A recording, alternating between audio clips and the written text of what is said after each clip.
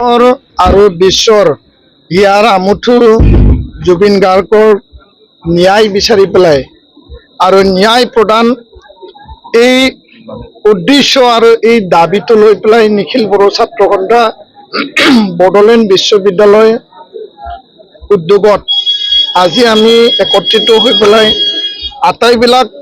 ছাত্ৰ ছাত্ৰী আৰু আমাৰ বিভিন্ন ছাত্ৰ সংগঠন একত্ৰিত হৈছোঁ আৰু আজি এই সময়ত আমি শ্ৰদ্ধাঞ্জলি অনুষ্ঠানৰ লগতে জাষ্টিছ ফৰ জুবিন গাৰ্গ এই নামেৰে আমি এই কাৰ্যসূচী ৰূপায়ণ কৰিছোঁ। ইয়াৰ যোগেদি আজিৰ ইয়াত সমবেত সকলোৱে বড়োলেণ্ডবাসী ৰাইজ অসমবাসী ৰাইজ গোটেই বিশ্ববাসীয়ে এইটোৱে চাই আছে যে জুবিন গাৰ্গ কেতিয়া ন্যায় পাব। একমাহ হ'ল আৰু এই একমাহ হ'বলৈ হোৱা সময়ত জুবিন গাৰ্গক মৃত্যু আৰু এই হত্যাকাণ্ডৰ লগত জড়িত যিসকল দোষী আছিল তেওঁলোকক আজি কৰায়ত্ব কৰা হৈছে যদিও ইয়াত শ্যাম কানু মহন্ত, সিদ্ধাৰ্থ শৰ্মা, শেখৰজ্যোতি গোস্বামী আন যিসকলক দোষী বুলি এতিয়া চিনাক্ত কৰা হৈছে এই দোষীসকলক সঠিক তদন্ত, পানী নসৰকা তদন্ত আৰু কোনো কাৰণত যাতে কোনো দিশত কোনোৱে যাতে সাৰি যাব নোৱাৰে যে জুবিন গাৰ্গ কি কাৰণত মৃত্যু হ'ল, কেনেকৈ মৃত্যু হ'ল, কিয় হত্যা কৰিলে, কি ষড়যন্ত্ৰ আছে, সেই গোটেই তথ্য আখৰে আখৰে দাড়ি কমা সকলোকে স্পষ্ট আকাৰে অসম চৰকাৰ আৰু SITয়ে তদন্ত প্ৰক্ৰিয়া যি ধৰণে আগুৱাই নিব লাগে, ক্ষিপ্ৰতাৰে আগুৱাই নিব লাগে আৰু এই তদন্তত কোনো হেমাহি কোনো যাতে পক্ষপাতিত্বমূলক যাতে নচলে তাৰ কাৰণে SITয়ে ইয়াৰ ওপৰত নজৰ দিব লাগে। সমগ্ৰ 3,40,00,000 অসমবাসী ৰাইজে চাই আছে, বিশ্ববাসী ৰাইজে চাই আছে আৰু এই তদন্ত আজি যি ধৰণে যাব লাগিছিল, ছিংগাপুৰত যাই পেলাই ক'ত মৃত্যু হৈছিল, কেনেকৈ হত্যা কৰা হৈছিল, হোটেলত কেনেকৈ আছিল, এই সাগৰত কিয় গ'ল আৰু যিগৰাকী মানুহ মেডিকেল তাত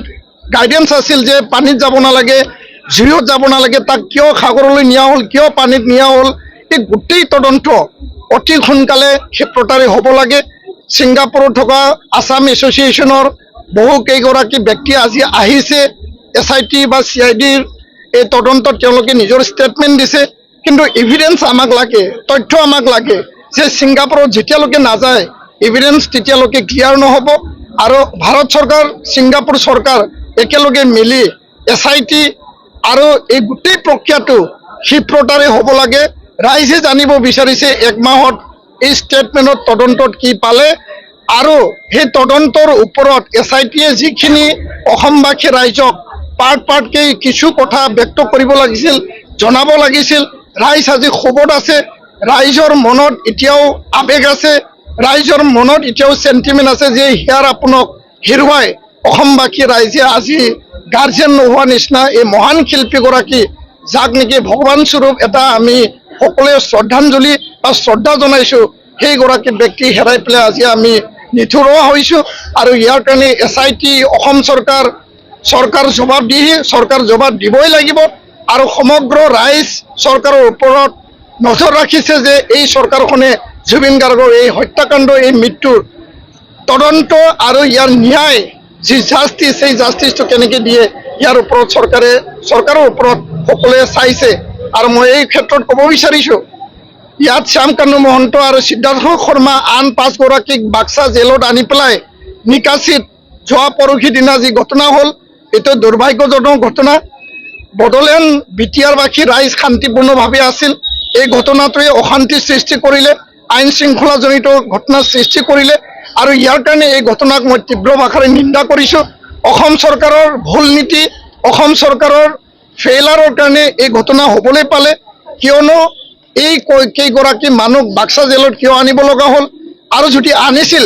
ইয়াত কিয় ফুল প্ৰুফ ছিকিউৰিটি নাছিল, ৰাইজক বিশ্বাসক লৈ পেলাই তেওঁলোকক কিয় আনা নহ'ল, কিয় জবৰদস্তিকে আনিলে আৰু BTR-বাসী, বড়োলেণ্ডবাসী, অসমবাসী ৰাইজক আঘাত দি পেলাই এই ঘটনাটো এই অবাঞ্ছিত আনফৰ্চুনেট দুৰ্ভাগ্যজনক ঘটনাটো কিয় কৰালে, এইটো অসম চৰকাৰ ফেইলাৰ হোৱা বুলি মই স্পষ্ট ভাষাৰে ক'ব বিচাৰিছোঁ। যেতিয়ালৈকে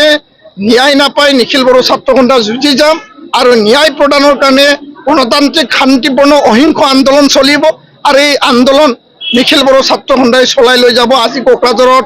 বড়োলেণ্ড বিশ্ববিদ্যালয়ৰ বুকুত এই প্ৰাংগণৰ পৰা এই কথা আমি অসম চৰকাৰ ভাৰত চৰকাৰক আমি জনাইছোঁ আৰু এই কথাটো স্পষ্ট কৰিছোঁ আমি অটল যে CBI তদন্তৰ দ্বাৰা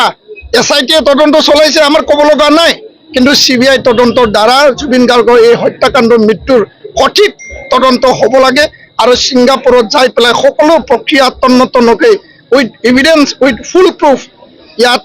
তদন্ত হ'ব লাগে, ন্যায় প্ৰদান কৰিব লাগে, দোষী কঠোৰ বা কঠোৰ শাস্তি পাব লাগে, কোনো কাৰণত যাতে দোষী সাৰি নাযায় এই কথাটো আমি অসম চৰকাৰক আমি সকীয়াই দিছোঁ। ধন্যবাদ।